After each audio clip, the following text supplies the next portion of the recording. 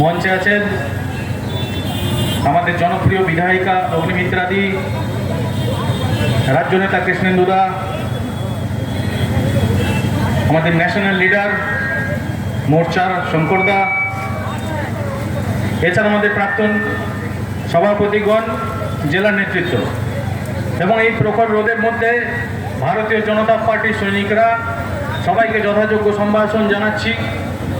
ভাই অরিজিৎ বলেছে যে রোদ্রের তাপ বাড়ছে, যত দিন যাবে তত তাপ বাড়বে।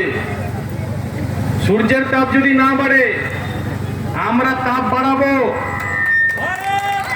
शाम स्टील फ्लेक्सी स्ट्रॉन्ग टीएमटी बार, ये स्ट्रॉन्ग के साथ फ्लेक्सिबल भी है। आपदा मुसीबत कोई भी आए, ये घर को अटूट बनाए। जब टीएमटी फ्लेक्सी स्ट्रॉन्ग तो घर रहे हमेशा के लिए स्ट्रॉन्ग। থেকে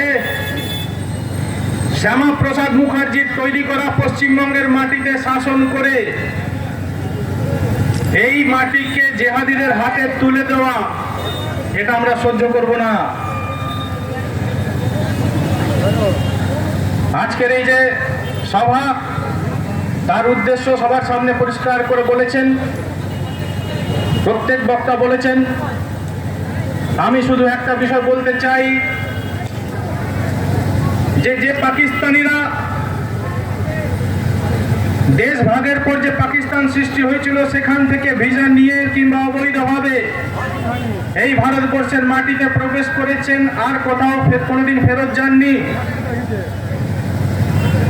তারা মনে করছেন যে তারা এক পাকিস্তানে ছিলেন, তারা আরেক পাকিস্তানে এসে বসবাস করছেন। তার মানে কি, ভারতবর্ষের এই মাটিতে, পশ্চিমবঙ্গের এই মাটিতে চারদিকে তাকাবেন, অসংখ্য ছোট ছোট পাকিস্তানের জন্ম হয়ে আছে। ওই পাকিস্তান থেকে এসে তারা এই পাকিস্তানগুলোর ভিতরে আশ্রয় নিচ্ছেন, এই পাকিস্তানপন্থী মানুষেরা তাদেরকে শেল্টার দিচ্ছে। যদি পাকিস্তানিদেরকে উৎখাত করতে হয়, তাহলে যারা ওই পাকিস্তান থেকে এসছে এখানে, তাদেরকে চিহ্নিত করে তাদেরকে তো পাকিস্তানে ফেরত পাঠাতেই হবে। সাথে সাথে এই বাংলার মাটিতে, ভারতবর্ষের মাটিতে এই সমস্ত পাকিস্তান, ছোট ছোট পাকিস্তান যেখানে হয়ে আছে, সেখানে বসে যারা পাকিস্তান জিন্দাবাদ বলে, যারা পাকিস্তান খেলায় জিতলে পাকিস্তানের পতাকা ওঠায়, 14ই আগস্ট পাকিস্তানের স্বাধীনতার দিনে, পাকিস্তানের সৃষ্টির দিনে যারা পাকিস্তানের পতাকা উঠায়, তারাও ওই পাকিস্তানিদের থেকে কোনো কম পাকিস্তানি নয়, তারাও পাকিস্তানি। প্রথমে ওই পাকিস্তানিদের দিয়ে শুরু করছি আমরা। তাদেরকে চিহ্নিত করে তাদেরকে এই মাটি থেকে উৎখাত করতে হবে, পাকিস্তানে ফেরত পাঠাতে হবে। রাজ্য সরকারকে, পুলিশ প্রশাসনকে এই দায়িত্ব নিতে হবে। যদি না নিতে পারে, পূর্ববর্তী বক্তারা বলেছেন আমরা বসে থাকবো না, আমরা খুঁজে বের করব। পাকিস্তানিদের এই মাটিতে একদিনের জন্য আমরা টলারেট করব না, সহ্য করব না। পাশাপাশি আমাদেরকে এই সমস্ত পাকিস্তানিদেরকে চিহ্নিত করতে হবে, যাদেরকে দলদাস পুলিশ প্রোটেকশন দিয়ে রেখেছে।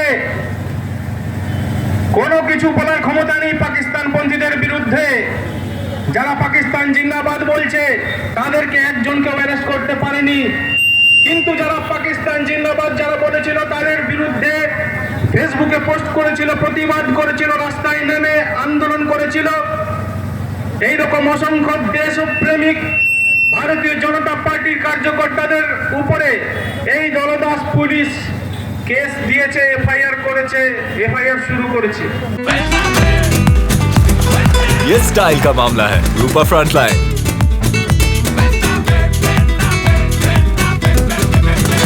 জেহাদিদেরকে প্রশ্রয় দিতে হবে। জেহাদিদের অন্যায়ের বিরুদ্ধে কোনো অ্যাকশন নেওয়া যাবে না। হিন্দুরা প্রতিক্রিয়া দিলে তাদেরকে ঠান্ডা করে দেওয়া হবে। এইভাবে সিচুয়েশন আন্ডার কন্ট্রোল করে দেখাতে পারলেই ওটাই হচ্ছে ওদের সাকসেস। যে আমাদের কাজ হচ্ছে সিচুয়েশন আন্ডার কন্ট্রোল করা, অন্যায়ের বিরুদ্ধে কোনো পদক্ষেপ নেওয়া নয়। আমাদের কাজ সিচুয়েশন আন্ডার কন্ট্রোলে রাখা, যারা অত্যাচারিত তাদেরকে সুবিচার দেওয়া নয়। এই জিনিস কোনোদিন চলতে পারে না। দুষ্টের দমন, শিষ্টের পালন। পরিত্রাণায় সাধুনাম, বিনাশায় চ দুষ্কৃতাম। এটাই আমাদের সব সময়কার নীতি, চিরন্তন নীতি।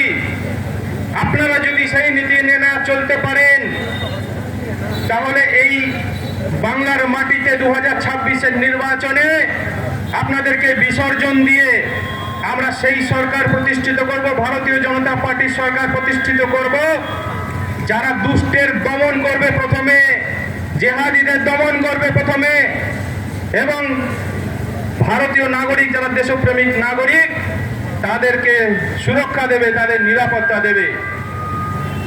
আমরা আজকে ডেপুটেশন দিচ্ছি সারা ভারত জুড়ে জেলা শাসকদের কাছে আমাদের আবেদন যে আপনার আপনার জেলাতে যত পাকিস্তানিরা রয়েছেন, ভিসা নিয়ে এসছেন কিন্তু ফেরত যাননি, তাদেরকে চিহ্নিত করুন, কারণ তাদের ডেটা আপনার কাছে রয়েছে। যারা বৈধভাবে পাসপোর্ট নিয়ে ভারতে ঢুকেছিল কিন্তু ফেরত যায়নি, এই ডেটা নিশ্চিতভাবে প্রত্যেক জেলা শাসকের কাছে আছে। এই যে পাকিস্তানিরা আসছে, পাকিস্তানিরা এসে কি করছে, এরকম অসংখ্য উদাহরণ আমরা দেখতে পেয়েছি যে পাকিস্তানি নাগরিক ভারতবর্ষে এসে একাধিক বিবাহ করেছে, 4-5 বছর থেকেছে, 8-10টা বাচ্চা, মুসলমান বাচ্চার জন্ম দিয়ে তারা ফেরত গেছে। ভারতবর্ষের ডেমোগ্রাফিকে পরিবর্তন করা, তার জন্য একদম প্ল্যান মাফিক তারা কাজ করছে। ভারতবর্ষের মহিলাদের গর্ভে পাকিস্তানিদের জন্ম দেওয়া, পাকিস্তানের বীজ বপন করা এবং ধীরে ধীরে তাদের পাকিস্তানপন্থী ব্রেন ওয়াশ করে তাদেরকে ভারতের মধ্যে অসংখ্য পাকিস্তানি সৃষ্টি করা, যারা আগামী দিনে ভারতকে আবার টুকরো করার জন্য মাথা তুলে দাঁড়াবে, আবার বলবে যে ভারতবর্ষের মধ্যে হিন্দু মুসলমান দুটো আলাদা জাতি, আর এই দুটো জাতি কখনো একসঙ্গে থাকতে পারে না, ধর্মের ভিত্তিতে আবার দেশ ভাগ হোক, আমরা আলাদা পাকিস্তান চাই।